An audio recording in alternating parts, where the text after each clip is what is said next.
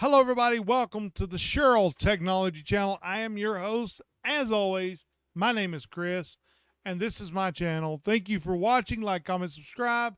Let's get right into it. In our last video, if you remember, we were showing you how to create a folder on the desktop. Today, we're going to teach you how to create a zipped folder and why they are needed sometimes. So the first thing we're going to do is we're going to create the folder. So we're going to right click. So that's what we did. We right clicked on the desktop, went to new, and down here at the very bottom, compressed zipped folder.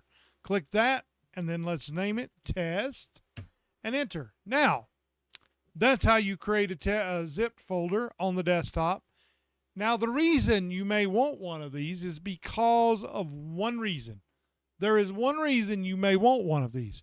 That is because sometimes, not sometimes, all the time, a compressed zip folder is smaller in size than a standard folder. Now, if you think about sending photos or something in an email, sometimes I think the limit for Google is like 25 meg or something like that. Well, you can compress them down and it'll be smaller than that so that you can send them on. Now, that's what it's for. That's why you would need a zipped folder. Now, I'm just telling y'all that's exactly why you would want to do it. You would want to do it because of that reason. You want to sometimes compress the files down to where they're smaller. That's what a compressed zip folder actually does. And I am done. Thank y'all for watching.